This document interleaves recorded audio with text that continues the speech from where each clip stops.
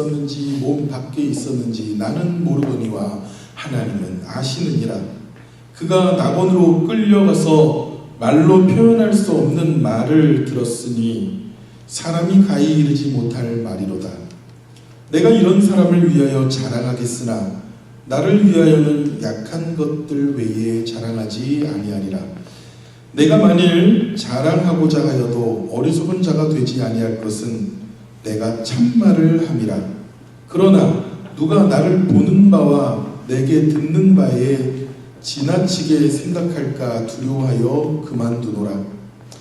여러 계시를 받은 것이 지극히 크므로 너무 자만하지 않게 하시려고 내 육체에 가시 곧 사탄의 사자를 주셨으니 이는 나를 쳐서 너무 자만하지 않게 하려 하심이라. 이것이 내게서 떠나가게 하기 위하여 내가 3번 주께 간구하였더니 나에게 이르시기를 내 은혜가 네게 족하도다. 이는 내 능력이 약한 데서 온전하여짐이라 하신지라. 그러므로 도리어 크게 기뻐함으로 나의 여러 약한 것들에 대하여 자랑하리니 이는 그리스도의 능력이 내게 머물게 하려 함이라.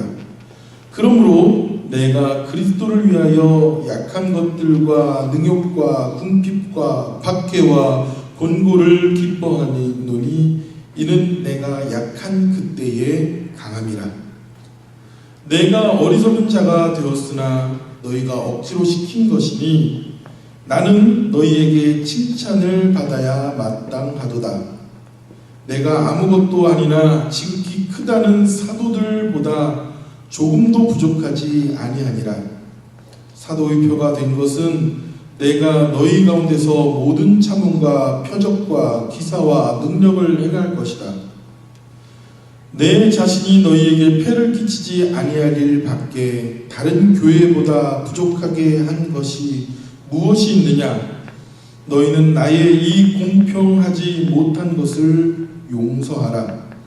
보라, 내가 이제 3번째 너희에게 가기를 준비하였으나 너희에게 폐를 끼치지 아니하리라. 내가 구하는 것은 너희의 재물이 아니요 오직 너희니라. 어린아이가 부모를 위하여 재물을 저축하는 것이 아니요 부모가 어린아이를 위하여 하느니라. 내가 너희 영혼을 위하여 크게 기뻐함으로 재물을 사용하여 또 내 자신까지도 내어주리니 너희를 더욱 사랑할수록 나는 사랑을 덜 받겠느냐. 하여간 어떤 이는 말이 내가 너희에게 짐을 지우지는 아니하였을지라도 교활한 자가 되어 너희를 속임수로 취하였다 하니 내가 너희에게 보낸 자 중에 누구로 너희의 이득을 취하겠더냐. 내가 디도를 권하고 함께한 형제를 보내었으니 디도가 너희의 이득을 취하였더냐. 우리가 동일한 성령으로 행하지 아니하였더냐. 동일한 보조로 하지 아니하였더냐. 너희는 이때까지 우리가 자기 변명을 하는 줄로 생각하는구나. 우리는 그리스도 안에서 하나님 앞에 말하노니 사랑하는 자들아, 이 모든 것은 너희의 덕을 세우기 위함이니라. 내가 갈 때 너희를 내가 원하는 것과 같이 보지 못하고 또 내가 너희에게 너희가 원하지 않는 것과 같이 보일까 두려워하여 또 다툼과 시기와 분냄과 당짓는 것과 비방과 수근거림과 거만함과 혼란이 있을까 두려워하고 또 내가 다시 갈 때에 내 하나님이 나를 너희 앞에서 낮추실까 두려워하고 또 내가 전에 죄를 지은 여러 사람의 그 행한 바 더러움과 음란함과 호색함을 회개하지 아니함 때문에 슬퍼할까 두려워하노라. 이 시간에는 특송이 있습니다. 특별 찬양이 있습니다. 제목은 선한 능력으로라는 찬양이에요. 선한 능력. 악보 어디 있어요? 이 선한 능력이라는 시는 디미트리 본페퍼라는 목사님이 니들이 보내보라는 목사님이 쓰셨습니다. 이 목사님은요 아주 귀한 아주 존경받는 그런 신학자신데 이분이 무슨 일을 하셨냐면요 독일의 고백교회라는 교회를 세우셨어요. 원래 다 루터도 목사님인데 히틀러가 2차 세계대전 가운데 전쟁을 일으켜서 많은 사람들을 학살하고 죽일 때 교회는 침묵했어요. 그리고 오히려 히틀러를 잘하고 있다고.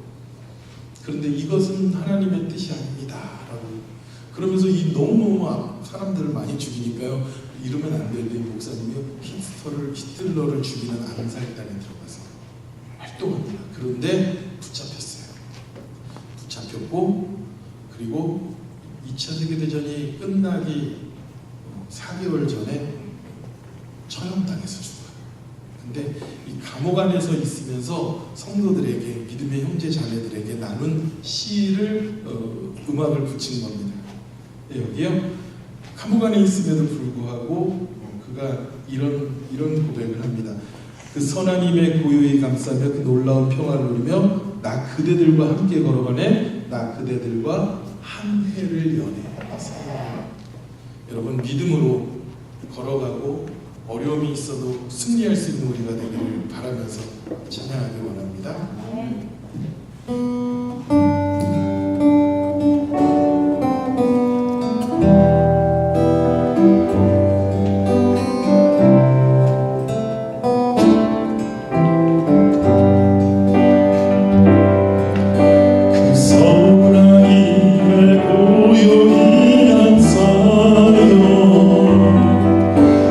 놀라운 평화를 누리며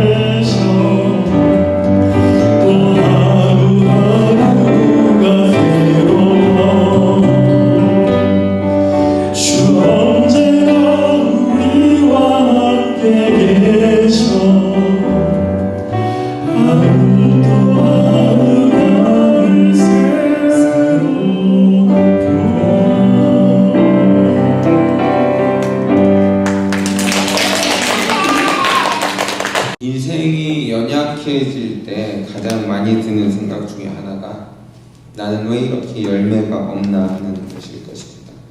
최근에 삶을 유지하기 위해서 제가 힘들게 투병하는 과정에서 저도 역시 그런 사고의 늪에 빠져서 허우적거리고 있었습니다. 물론 주님께서는 계속적으로 할 수 있다라고 말씀하셨습니다.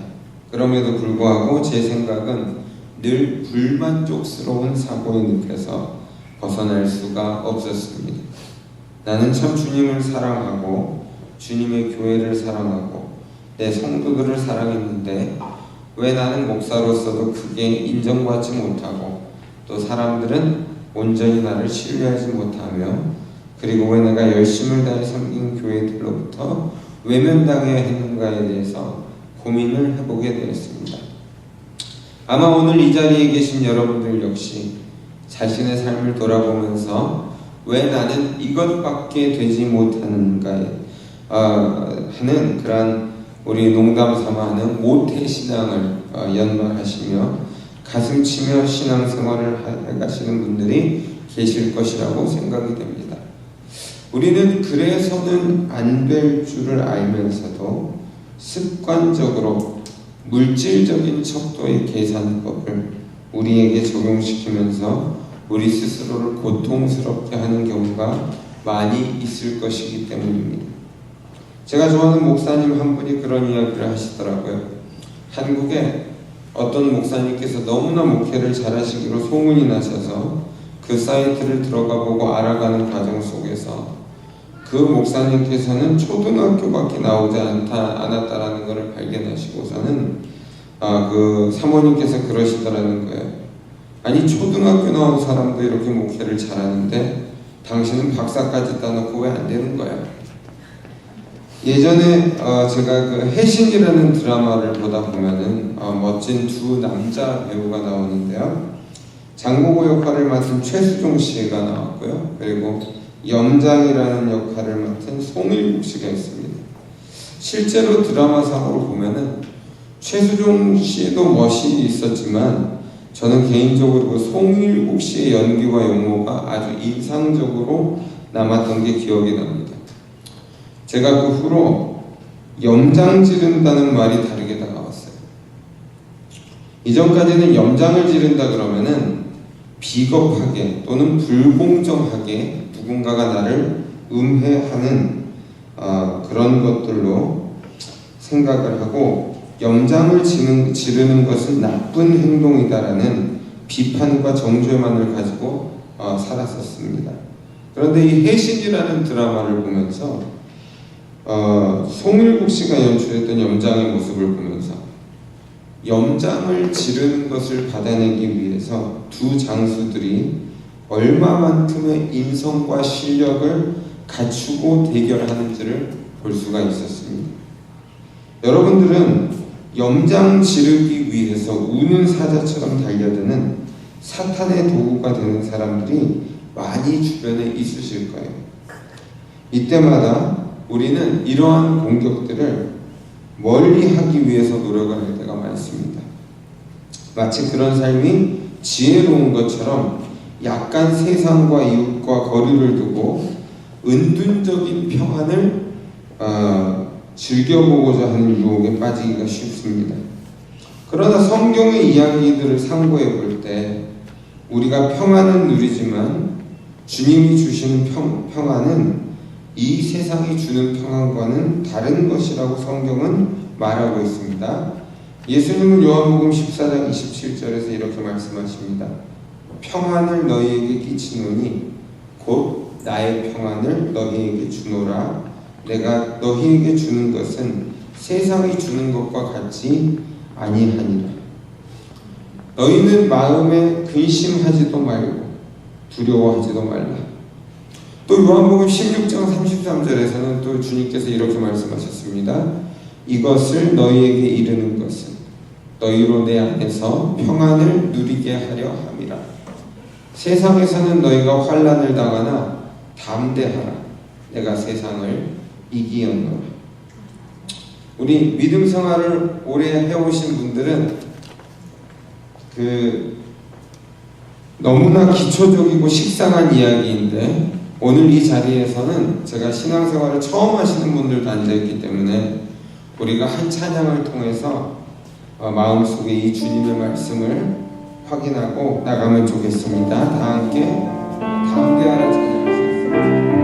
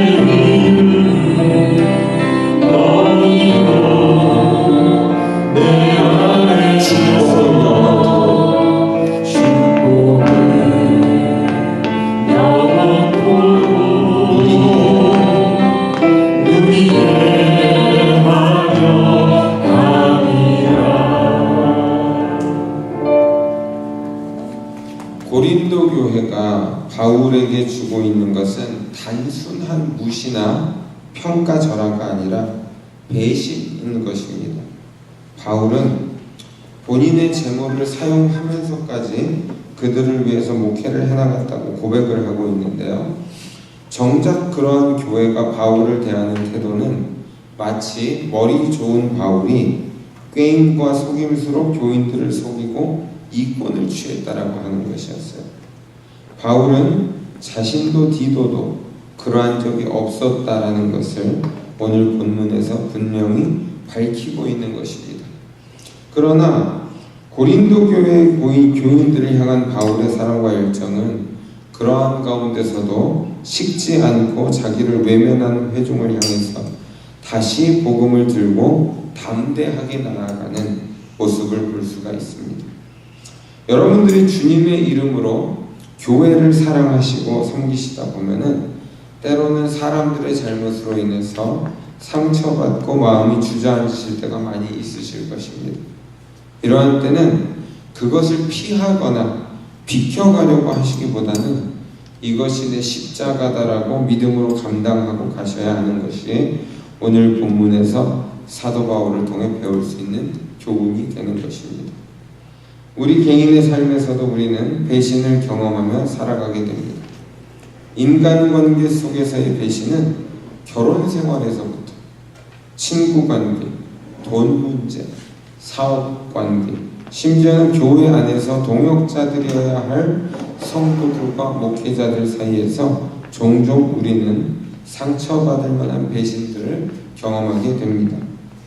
많이 사랑했을수록 아마도 더 많은 상처를 경험하시게 될 것입니다. 이러한 배신의 상처들 속에서 세상 사람들은 어떻게 하면 다음부터는 더 조심스러운 인간관계를 가질까? 어떻게 하면 이런 일들을 피하고 안정된 삶을 살 수 있을까 고민하는 것이 상식적인 인간의 선택일 것입니다. 그러나 성경은 다르게 가르치고 있습니다. 그러한 배신들을 피하는 것이 아니라 정면으로 마주치고 감당하고 하나님의 말씀과 예수 그리스도의 구원의 복음을 가지고 나아가라고 가르치는 것입니다. 신의 지혜의 영역을 탐하면서 선악과를 따먹은 원 인류의 배신은 하나님은 감당하고 그 배신을 용서하셨던 것으로 성경은 출발합니다. 최초의 믿음의 조상인 아브라함이 아들 이삭을 산으로 끌고 가 칼로 베어 죽이라는 하나님의 명령은 아들 이삭에게는 아버지로부터의 배신을 감당해야 하는 믿음이었습니다. 아브라함의 재산 역시 아내 사레를 이방 왕들에게 팔아넘긴 배신 속에서 나온 산물이었습니다. 야곱을 이스라엘이라 칭하게 되는 하나님의 선택 역시 어머니인 리브가가 남편과 장자 에서를 배신하는 행동 속에서 결정된 것입니다. 이스라엘을 기근과 환난에서 구원하신 하나님의 은혜 역시 형제들로부터 배신당한 요셉을 통해서 이루어진 것입니다. 다윗은 자신의 충신인 우리야를 배신하고 그 아내를 취해서 아들 솔로몬을 낳았고 그 솔로몬을 통해서 예루살렘 성전이 세워지고 예수 그리스도가 탄생하시는 그 족보가 이어지게 되었던 것입니다. 구약의 모든 선지서들의 주제는 이스라엘이 하나님을 배신하는 내용이었습니다. 호세아는 이러한 배신의 행위를 음탕한 아내와 연관하여 결혼을 배신하고 다른 남자와 자고 돌아다니는 아내를 다시 데려와 용서하고 함께 살라는 명령으로 마무리를 짓는 것입니다. 예수 그리스도께서 이 땅에 오신 이유는 단순히 우리 죄를 대신 속량하셨던 사건이 아니라 온 인류의 배신을 감당하시고 십자가에서 자기를 홀로 들이신 그 사건을 의미하는 것입니다. 오늘 사도 바울 역시 자신이 그토록 사랑했던 교회와 성도들에게 배신을 당하고 복음을 전하고 있는 것입니다. 어떻게 이렇게 무모해 보이는 배신의 감당을 사도 바울이 가지고 갈 수 있었는지에 대해서 오늘 사도 바울은 한 가지의 비밀을 털어놓는 것입니다. 그것은 누구도 깨달을 수 없었던 삼층천에 갔다 온 바울의 영적 체험을 말하는 것입니다. 바울은 누군가가 그것을 이해할수록 설명하고 있지는 않습니다. 오히려 그걸 이해하려는 노력을 보일까 봐 더욱더 조심스럽게 설명에 접근을 하고 있습니다. 그런데 이것이 바울의 표현에 따르면 무익하나마 자기의 자랑이 되었던 것입니다. 사도 바울이 사도권을 주장하고 그 교회를 지키고자 하였던 그 모든 노력의 이면 속에는 성도들의 협조와 노력이 아니었고 그것이 없었음에도 불구하고 바울은 오직 예수 그리스도와 자기 스스로의 체험에 목숨을 맡기고 갔던 것입니다. 저는 여러분들이 오늘날 이 험한 세상, 복잡해 보이는 세상을 살아가는 과정 속에서 여러분들의 오직 자랑거리가 있다면 나와 함께 하셨던 예수 그리스도가 되시기를 축원합니다. 우리는 다른 것으로 자랑을 삼을 수가 없습니다. 왜냐하면 다른 자랑은 인생을 자랑하는 도구로 와전되게 느껴질 수가 있기 때문입니다. 어떤 사람이 번 돈은 다른 사람에게 상처가 됩니다. 어떤 사람이 배운 지식은 못 배운 사람에게는 교만이라고 여겨지는 도구가 됩니다. 어떤 사람이 너무나 사업수완이 좋으면 그 안에서 일하는 사람들은 마치 자기 자신을 잃어버릴 듯한 공포에 사로잡히게 됩니다. 그렇기 때문에 우리가 인생의 자랑을 갖고 예수 그리스도를 증명하려고 하는 그 순간 십자가에 달린 예수 그리스도는 없어지고 인생의 물질적인 유혹만이 존재하게 되는 것이 그런 것입니다. 그리고 하나님께서는 절대적으로 여러분들을 축복하실 수 있습니다. 저는 그것을 부인하려고 하는 마음은 전혀 없어요. 그러나 오직 그리스도가 내 복의 근원이시라는 그 고백과 기복주의 신앙은 다른 거예요. 왜 그게 다르냐면 전자는 그 복을 이용해서 하나님 나라를 추구하고 꿈꾸게 됩니다. 그러나 후자는 그 기복 자체의 목적을 가지고 하나님 앞에 다가오게 됩니다. 여러분, 누군가가 여러분한테 슬쩍슬쩍 다가와가지고 형제님, 제가 사업을 하는데 조금 부족한데 말이죠. 여러분, 의도가 뻔하잖아요. 근데 어떤 분이 다가오셔서 저는 최선을 다하고 있으니 기도해 주십시오라고 할 때 여러분, 있는 주머니도 열리게 될지 몰라요. 오늘날 많은 교회와 선교의 전선이 힘든 이유가 진심을 찾아볼 수 없는 사역자와 성도들이 그 시스템을 타고 이용하면서 온갖 돈을 받아내고 즐기고 살고 있기 때문입니다. 여러분, 후진국에 보냈으면은 열심히 일을 해서 그 나라를 위해서 뭔가를 개발해야 되잖아요. 마치 조선에 왔던 그 선교사들이 오늘날의 문명의 기초를 쌓아주었던 것처럼. 근데 본인들이 종을 부리고 본인들이 월급을 타먹고 본인들의 자녀를 자꾸 좋은 학교로 보내려고 하고, 여러분, 희생이라고는 전혀 보이지 않는 이런 문화가 선교의 문화가 되어가고 있는 거예요. 목회는 어떻습니까? 목회 역시 목사 알기를 무슨 월급쟁이로 알아요. 부목사 알기는 종으로 알고요. 오전도사님 참 저희 교회 벌써 7년 차인데 8년 차네.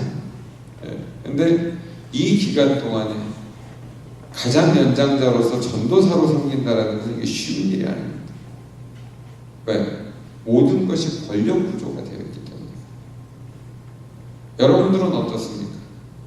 평신도들은 우리 이지혁 집사님 툭 하면 내 동생은 안수 집사인데 그러잖아요. 조만간 우리 이장로님 나오셔야 되죠. 이장로님.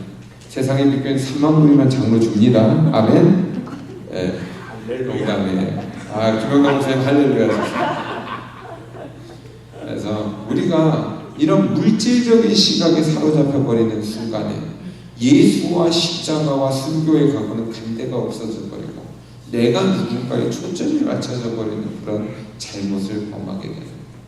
사도 바울이 뭐라고 그러는 거냐면, 내가 마땅히 너희들보다 배운 것도 많고 체험도 많고 다른 사도들에 비해서 절대 모자르지 않는 영향을 끼치지 않았냐. 내가 너희한테 잘못한 게 하나 있다는 거예요. 버릇을 잘못 들였다는 거예요. 어떤 버릇을?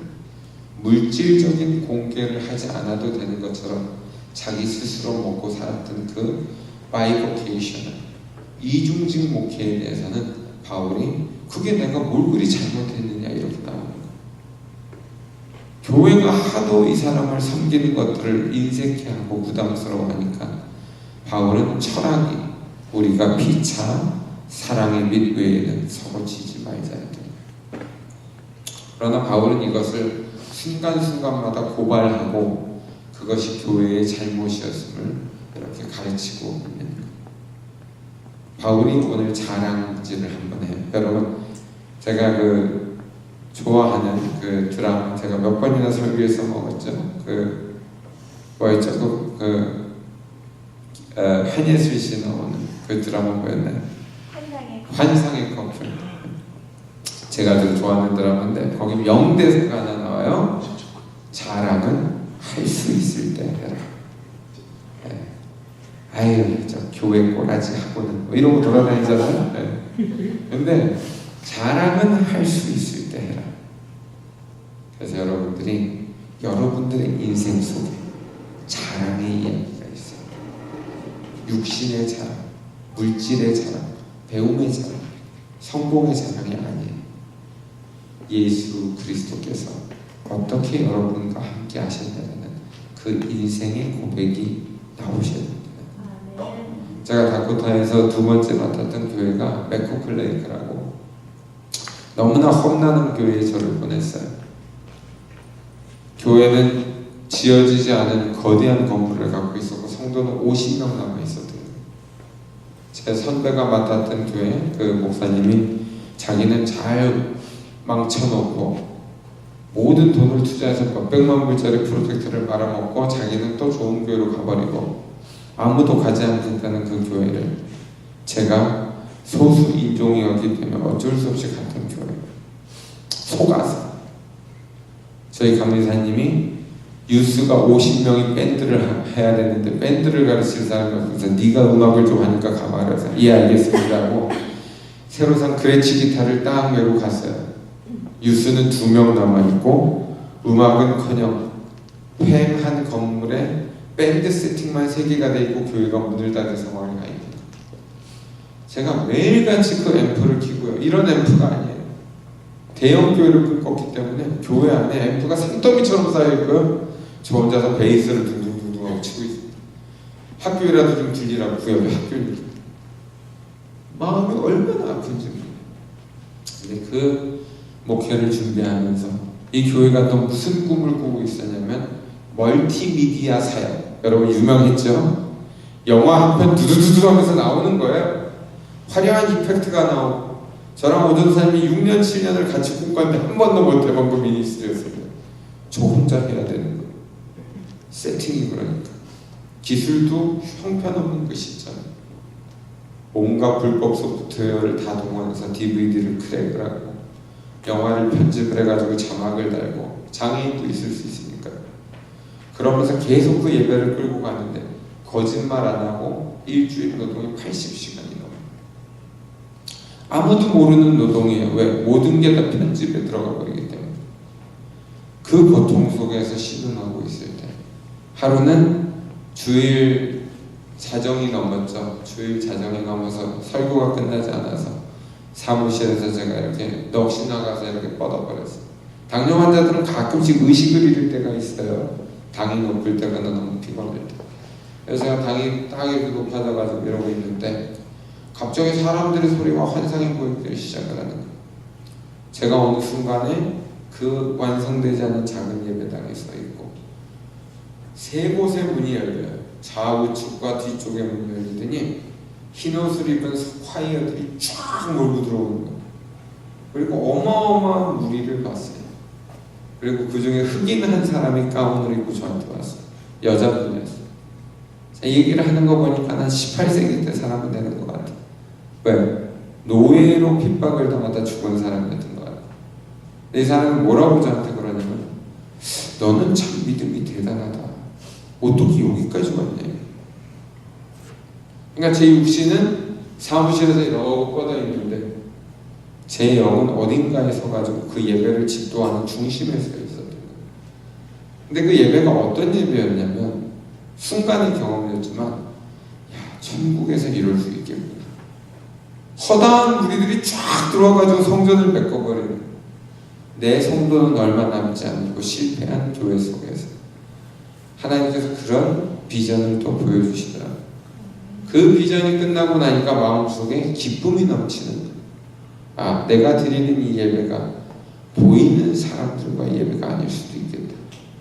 여러분, 우리 신앙의 선조들이 사도신경을 고백할 때 산자와 죽은 자들이 서로 교통하는 거다.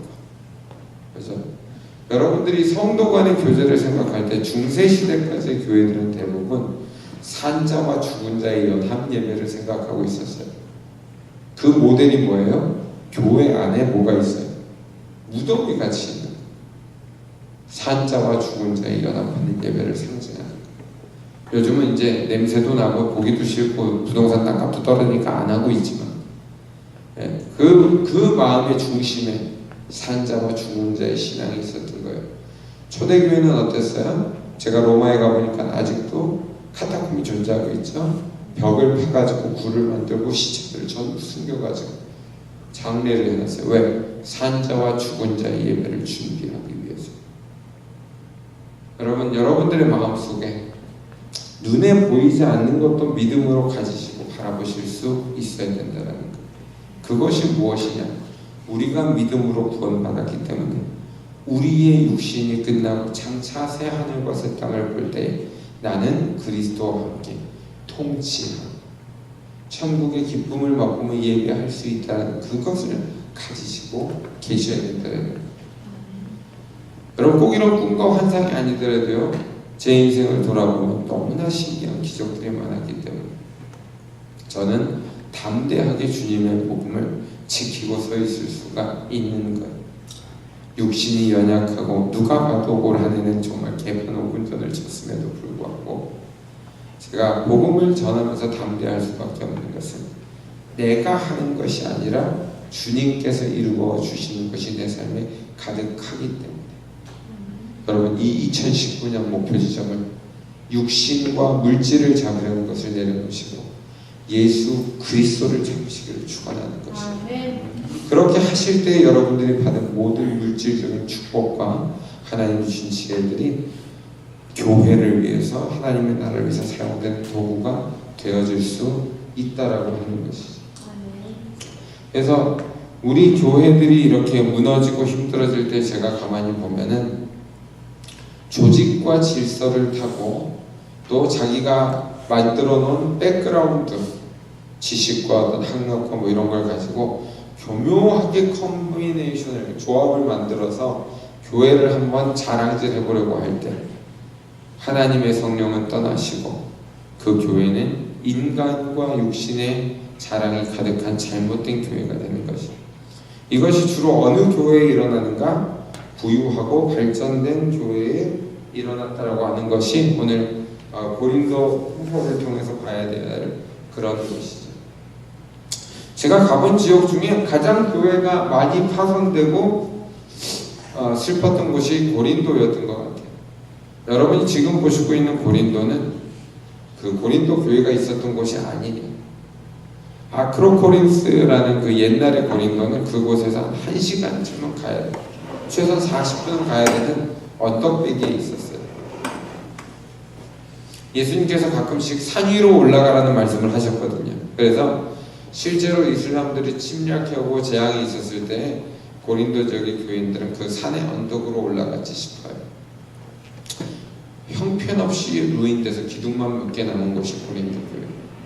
지금은 어떤 사람도 원하지 않는 황폐한 산등성이가 돼서 유적지가 되어버려 있죠. 이곳이 문화와 상업의 중심이었고 이곳이 가장 부유하고 번성했던 교회가 있었던 곳 중에 하나라는 것을 기억하셔야 돼요. 여러분 인간의 번성은 시절이 지나가고 나면 폐허가 되는 거예요. 여러분들 육신의 영광 역시 여러분들이 무덤으로 드러나고 가고 나면은 한 줌의 흙도 안 나오는 폐허가 되어버리는 거예요. 그래서 우리가 이 땅에서 인정받을 수 있는 공로는 사실 별게 없어요. 하나님께서 주시는 은혜를 만끽하고 살아가는 그 기쁨 외에는 별게 없다는 거예요. 부자나 가난한 자나 밥 먹는 게 똑같아서요. 어떤 가난한 사람은 부자보다 더 잘 먹어요. 여러분들 많이 보시죠? 부자나 가난한 자나 건강이 제한되어 있어서 어떤 가난한 사람은 더 건강할 수가 있어요. 저도 제가 했던 모든 일들 중에서 그로서리 마트에서 일했던 게 가장 저를 건강하게 만들었어요. 왜 그래요? 노 브레인. 몸만 움직이면 돼. 그래서 저는 사실 운동선수들이 부러울 때가 많아요. 물론 본인들도 머리를 쓰겠다고는 하지만 여러분 집약적인 고도의 노동을 스트레스를 감당하지 않아도 있는 분들이 더 건강하실 수밖에 없을 거예요. 여러분들 성경도 그렇게 말합니다. 지식은 근심을 더하고 그리고 노동자들은 잠잘 수 있는 축복이 있다. 부자들은 그것을 유지하기 위해서 잠도 못 자고 고민을 하는 반면에 노동자들은 편하게 단잠을 잘 수 있는 축복이 하나님께서 나온다는 하나님의 나라는 계속적으로 가난한 사람에게 초점을 맞춰줍니다. 하나님 나라는 힘없고 약했던 사람들을 회복되는 나라가 됩니다. 그러나 우리가 스스로 교만하고 자고해지는 그 순간에 그 하나님 나라의 의미가 변질되고 파손되어 버립니다. 2019년 동안 여러분들은 사도 바울 같은 고백을 하셔야 되는데요. 그것은 뭐냐? 나는 나의 연약함만을 자랑할 것이다. 그 이유는 나의 연약함으로 인해서 주님의 영광이 드러났기 때문입니다. 여러분 복음의 완성은 나는 연약합니다. 나는 죽었습니다. 우리 유기성 목사님 자꾸 얘기하죠. 나는 죽었습니다. 마음으로만 죽이고 겉으로는 나 좀 알아주는 사람이 없나 이렇게 실눈 두고 보시지 마시고 나는 마음으로는 겸손한데 그래도 이만큼은 좀 하지 내가 그래도 뭐 이런 생각들 하지 마시고 진짜로 죽으시라. 어디까지? 그리스도의 영광만이 나를 덮어 이루는 데까지. 그것이 복음이었던 거예요. 그것을 이루시기 위해서 예수님께서는 홀로 십자가를 감당하셨던 거예요. 사랑하는 제자들까지도 배신을 하게 내버려둔 채 예수님 홀로 그 십자가를 지셔야 됩니다. 왜? 이 세상의 어떤 사람도 그 십자가를 질 수 없었다라는 것을 남겨주시기 위해서. 그러나 모든 이 세상의 사람이 예수님이 지셨던 그 십자가를 지고 따라와야 한다는 교훈을 남기시기 위해서 한 사람도 남기지 않고 배신하게 만드셨던 거예요. 여러분들이 인생에서 배신이라는 단어를 감당하고 연약함이라는 단어를 감당할 때 여러분 십자가의 예수님을 생각하시고 마음을 바꿔보세요. 그럼 여러분들에게 기회가 되는 거예요. 여러분들의 믿음을 증명할 수 있는 기회, 여러분들의 확신을 증명할 수 있는 기회, 그리고 여러분들이 지고 가는 십자가를 증명하실 수 있는 기회. 이 2019년 한 해 동안 우리 세상의 교회는 모든 육신의 자랑을 내려놓고 예수 그리스도께서 나에게 행하신 기적들을 바라보고 그것을 증언하시는 믿음의 용사들 되시길 예수님의 이름으로 축원합니다.